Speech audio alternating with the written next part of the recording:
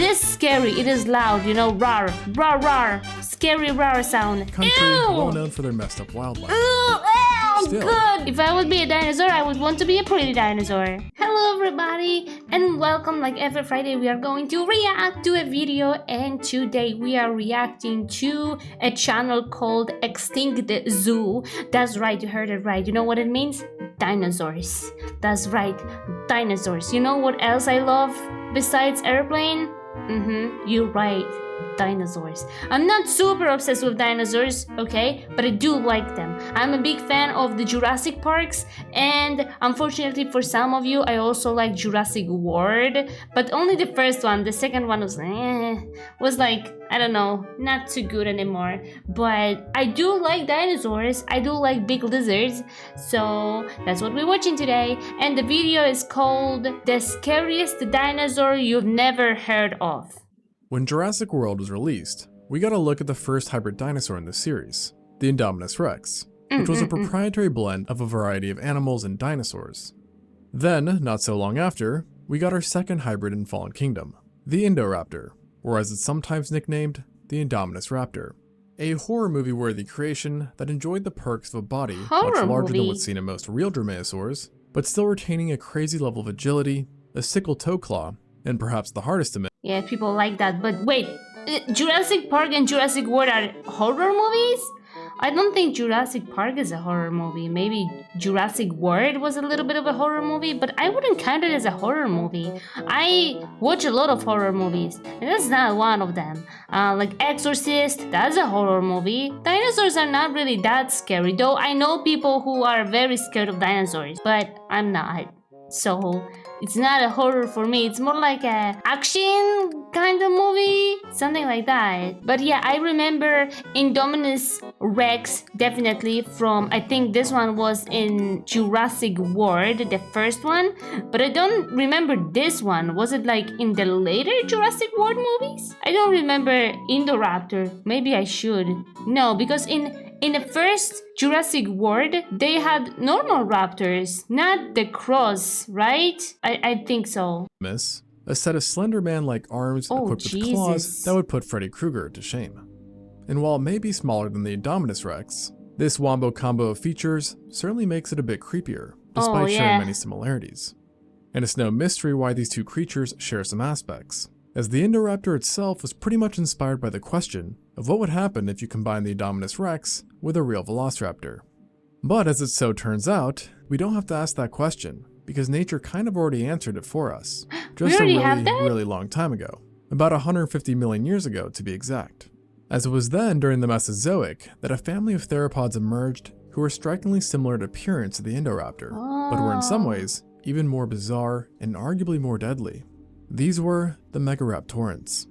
Like the Indoraptor, this group is shrouded in secrecy and mystery thanks to their minimal fossil record. And to date, researchers can't even agree on where they come from or what they are. Is that what it's supposed to look like? Like this? It looks a little bit less scary than what they put in a movie, but maybe he has a kick to it. I like the hair he has going, you know? A little, how is it called in English? Mohawk, that's what it is. See, I'm smart, I know English. Nice mohawk, buddy. But there is no argument that they would have made for the perfect Jurassic Park villains, as each one followed the same nightmarish body plan, which included this. What you're seeing here isn't a giant sickle claw on some supersized raptor's foot, but a hand of all things. It's a hand? It belonged to the megaraptor, the holotype for the family, and the first megaraptoran to be discovered, being unearthed in Argentina before the turn of the century. Okay, I'm taking it back. And as its name suggests, it is scary. Paleontologists thought they had originally found a gigantic raptor, based on its massive claw, which they believed to have belonged to a foot. However, we now know that this was a hand claw that sat on its first finger, and that it measured a whopping 30 centimeters or 12 inches, making it about the same length as the longest Bowie knives in existence, or just as long as your typical ruler. This also meant that the Megaraptor literally had the longest claws of any predatory animal ever, Oh, Jesus. a title that would only be beaten by none other than one of its own. As over the next 2 decades, many new genera belonging to this family were discovered, with a few being even scarier than their predecessor. And now the total number of Megaraptorans sits at 11 different genera. And crazily enough, these additional discoveries wound up teaching us that Megaraptoran's iconic weapons were somehow much more lethal than first thought. Then why don't we talk about them? Why everybody's talking about the velociraptors and nobody's talking about the how is it called? Megaraptors? If they had a claw that big on a hand, they needed to be deadly, okay? I'm taking it back. I'm taking what I said before, that he doesn't look that scary. You know what? I'm taking it back. This chicken looks scary. These theropods didn't just have one built-in sword, but two, as their second finger had their own enlarged recurved claws that were just like the first, i.e. shockingly sharp and very long. And what's crazy is that their claws were likely even longer in real life, as they were most likely covered in a keratinous sheath that might have added an additional 30% in length. And now, while the third finger did not have giant claws like the first and second, it was still razor sharp and powerful. But what made these claws truly deadly wasn't only their shape and size, but also what backed them up, so to speak. As megaraptorans had robust and proportionally large arms and hands that would have given theropods like the Tyrannosaurus rex some pretty major insecurities. These arms were roped in thick muscles, and the bones were constructed in a way that made them durable and highly flexible, allowing megaraptorans to freely maneuver their weapons around with speed, and letting them be used as either a sword or spear, depending on how they were feeling. Yeah, but how does it work? You know, like you see those dinosaurs, they kind of have like those hands like under the chest, which makes them like a little bit harder to maneuver around, no? But maybe I'm wrong. Maybe they didn't have a problem with maneuvers with those big hands. I'm not sure. Well, I wasn't there. I'm pretty sure that most of the dinosaurs looked different than what we know or what we're showing right now, because there is no way we're going to know how they exactly look like, right? For a long time, I thought that, they look like most of the time like lizards. Some time ago, they started telling us that they actually had feathers. So that's already like cool thing to know, but there's still so many things we don't know. What if those dinosaurs looked actually kind of cute? What if they were actually super cute looking fluffy bastards? We don't know. We don't know, but you need to admit that they look badass. If you would see something like this in the forest chasing you, you would run away. Or you know how in Jurassic World, when there is a dinosaur, a Tyrannosaurus Rex roar, right? And people started saying that this roar is actually wrong and that's not how they really sound. And then I googled how Tyrannosaurus Rex sounded like for real, and then the sound I heard was so creepy and unsettling. It was much better than a roar. Like the roar, it is scary, it is loud, roar, roar, roar, scary roar sound. But the real noises that they think they were doing right now, like clicking, like, oh, it's so unsettling. I love it. I freaking love it. Which in both cases would lead to catastrophic flesh wounds and massive internal damage. And even the death of the victim wouldn't have stopped the claw's onslaught, since researchers think that megaraptorans likely use their claws to rake carcasses and tear bodies apart, allowing them to access hard-to-reach meat and disembowel their food. You have there, buddy. Now at this point I could stop here and still have it be plenty clear on why it would suck to be hunted by megaraptorans. Yet this isn't the full picture. Oh no. As to truly understand the extent of their brutality, we have to talk about prey body size. You see, if a dinosaur was large enough, it's thought that megaraptorans would have hunted it by using giant fatal claw strikes and slashes to bring it down, before dicing their victim up into smaller edible pieces. This sounds bad enough, however this is actually the lesser of two evils. As for smaller dinosaurs, including what would be human-sized ones, the megaraptorans did something much more unpleasant. What the fuck is They that? would first catch their prey, grip them, and pierce them like a shish kebab with their giant hooks, and then while they were still possibly alive, eat them. Kind of like a person eating a piece of pizza, only that the pizza is alive, has been impaled, and is definitely screaming. We know this is a possibility, as megaraptorans all had hyper-flexible and well-developed shoulders that were unlike anything seen in most predators, implying a wide range of motion and the ability to lift things upwards towards their waiting mouths. What? Really? And despite not being as deadly as their horrendous claws, their mouths were no joke either, and in some ways were actually more interesting. Because unlike most predators that have similar teeth to their relatives, the megaraptorans had vastly different ones among them, each seeming to take inspiration from other notorious dinosaurs. For example, the megaraptor had similar frontal teeth similar to those seen in tyrannosauroids, being chisel-like and having a D-shaped cross-section. Meanwhile, the Raptor's front teeth were like fangs of all things. Fangs? It got weirder though, as others, such as Australopithecus and Orcaraptor, had teeth more like Compsognathids and Dromaeosaurs, with the front sides being smooth and flat, while the backs were serrated and designed to cut.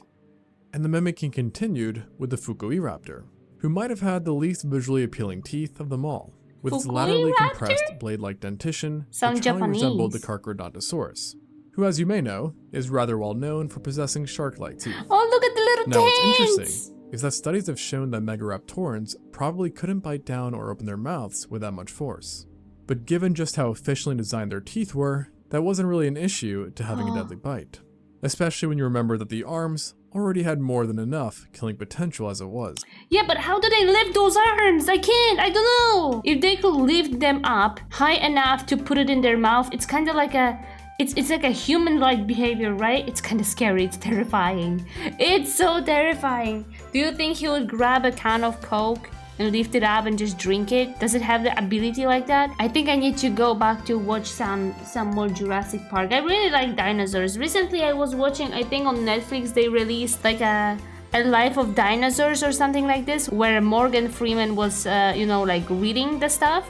It was really cool and entertaining, and I really like the dinosaur stuff. It was like from the day one of the dinosaurs to the last day of dinosaurs. It was a great documentary. It was great. You guys need to watch it. If I would need to choose to be a dinosaur, I would probably choose a raptor, a normal raptor, like a velociraptor. I mean, they were fast, so it was kind of harder to kill them, and they were predatory, so there was, not much danger. If I would be a herbivorist, herbivore, I would probably want to be the biggest one. What was the biggest one? Diplodocus or something like that? But if I would need to choose to be a predator one, I would probably choose a raptor because it's fast. Or this one, but this one is kind of like, I don't know, it kind of ugly.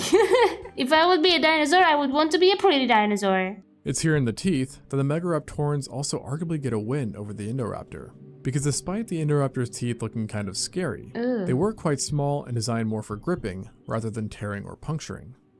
And nature's own monstrosities take the prize in size as well, because of all the members we know of, the closest to the stature of the Indoraptor would have been the Aerostion, an Argentinian genus who weighed 1.1 tons and measured 7.5 meters or 25 feet, nearly identical to the stats of Dr. Wu's creation.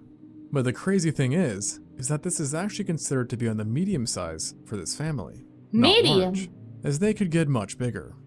In fact, nearly half of the megaraptorans were larger than an Indoraptor, with the Orcaraptor, Megaraptor, and the Trataenia all being over 8 meters in length.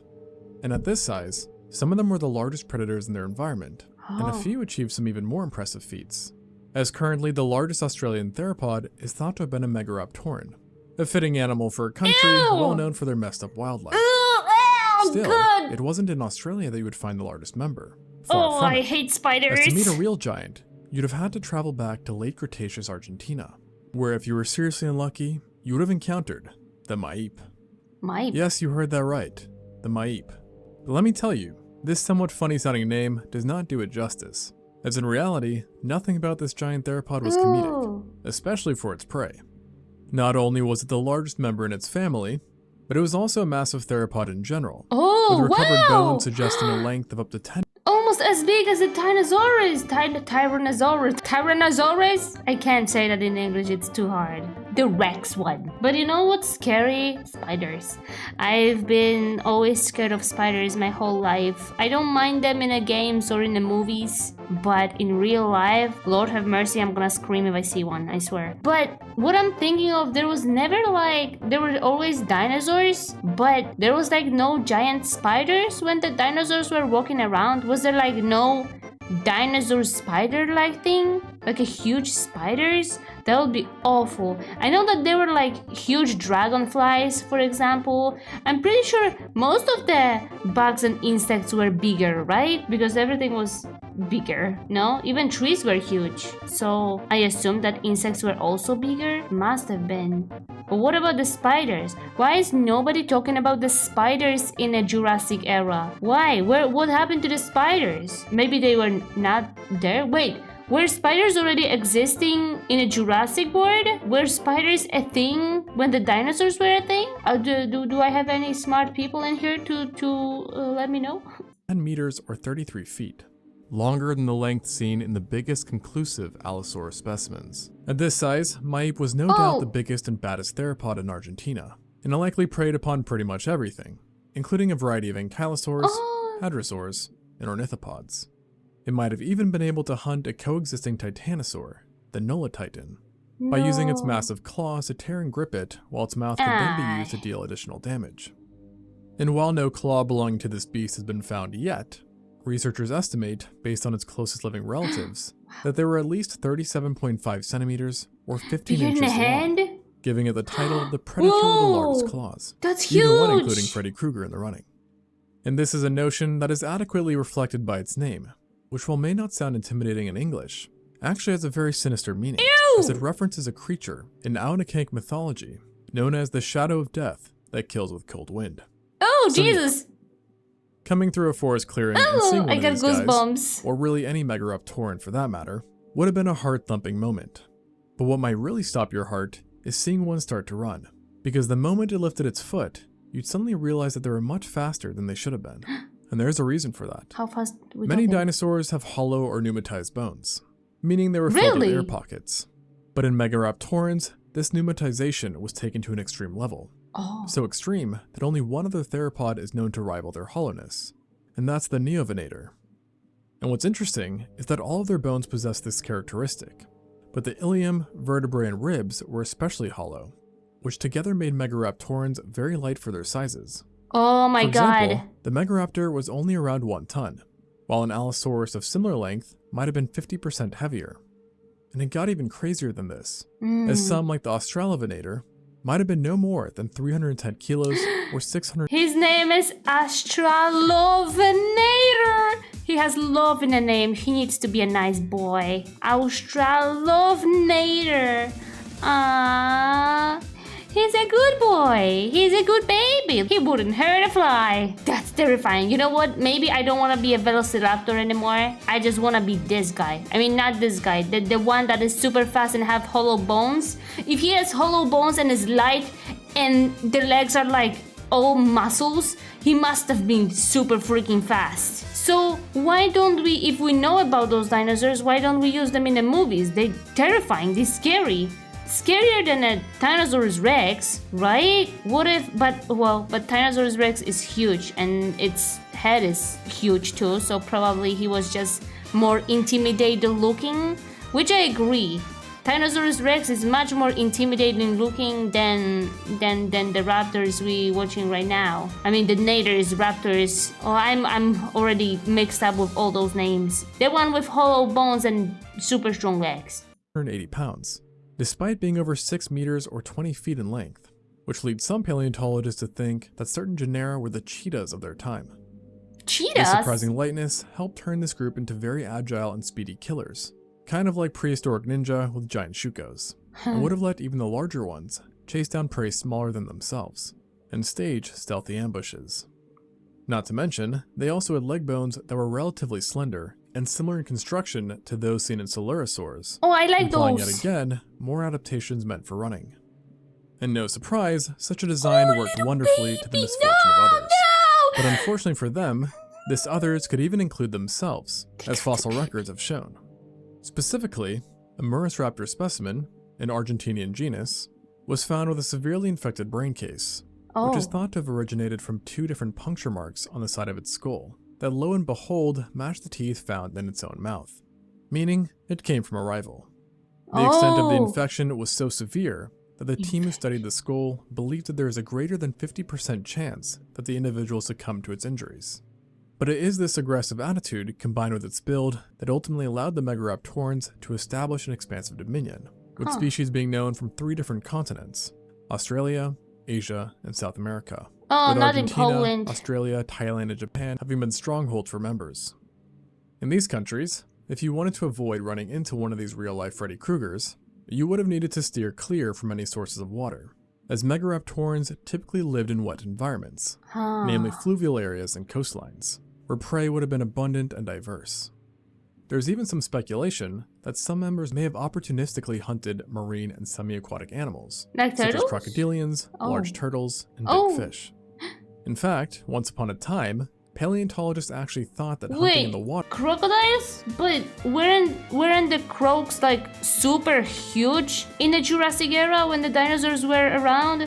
Weren't like the crocodiles and alligators like the worst enemy of all the, you know, earth-walking dinosaurs? Because when the earth-walking dinosaur was going to the pond and was trying to drink something, the alligator or the crocodile was just like coming out and murdering it because they were like huge. So if this thing can even kill the worst nightmare of a dinosaurs, then I'm scared of it. Water was really the megaraptorans' main way of acquiring food, with the idea that they use their large claws to ensnare and spear fish.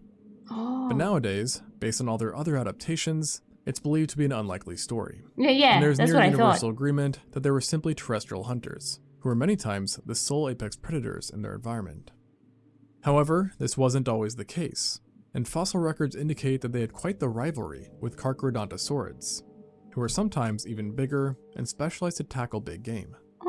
This competition took place mainly in South America, and during it, the megaraptorans preferred to play into their agility and speed. Since it was only after the extinction of Carcharodontosauridae, 90 million years ago, that they underwent a rapid size increase. But funnily enough, despite their competition with the Carcharodontosauridae, they coincidentally shared a similar brain case shape and design, leading to some thinking that the two had comparable intelligence levels.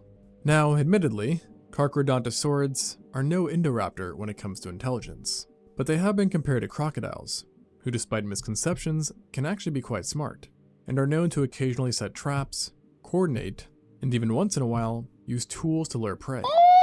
So that's all to say, if any of this rubbed off on the Carcharodontosauridae, and thereby megaraptorans, neighboring herbivores would have been in for quite the nasty surprise. Yeah, wasn't like the smartest dinosaur actually the Tyrannosaurus Rex, because he had like the biggest skull, so his brain was like the biggest? No? Because I know that those big ones, the big tall ones with like giraffe-like necks, they weren't very smart because their brains were not, there was like no place for a brain, so they were not super smart. But didn't like Tyrannosaurus have like the biggest brains? Wasn't there?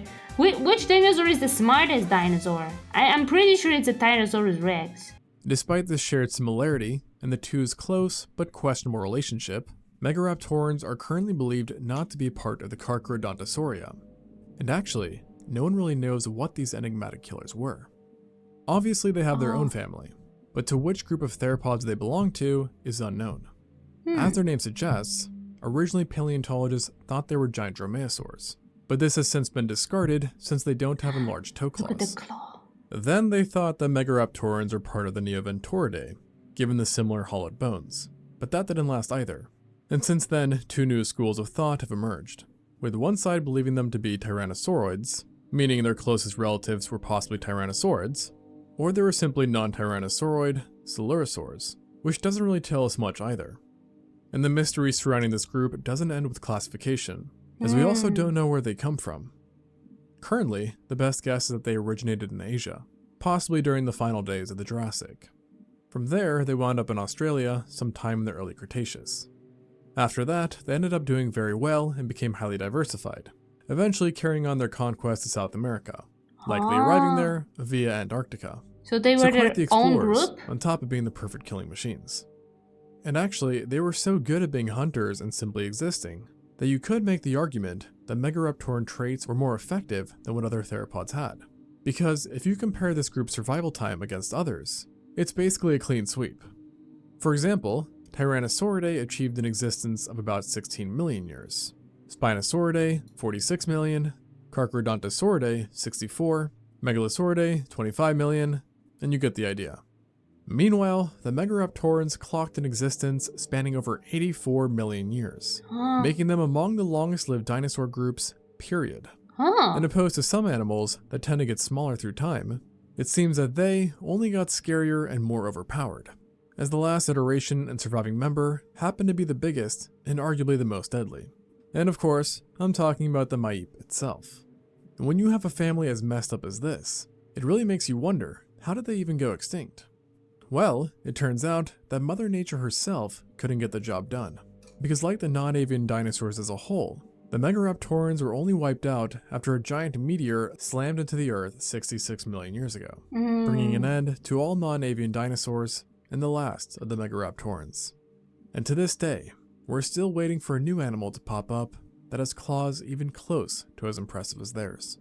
Thanks for watching, and until next time, on Extinct Zoo. I would like to see some dinosaurs in a museum, but, well, in Poland there's not many museums you can see dinosaurs. Like, I don't think there is even one. I never heard of it. I know that in England they have some, and I was in a natural history museum, so I saw some of the dinosaurs for the first time, you know, like the bones, and it was amazing. I would love to go again and see some more. I love dinosaur museums. Like, natural history is a beautiful museum, and I love aquariums with a lot of fishes. I love fishes and I love dinosaurs, and I'm starting to dream a little bit. Thank you so much everybody for coming and watching, and if you like it, please leave a like and a subscribe, and remember that I'm streaming every day except Fridays, so I hope to see you also on my streams. Have a magical day or a magical night, and see you next time. Bye bye. Bye.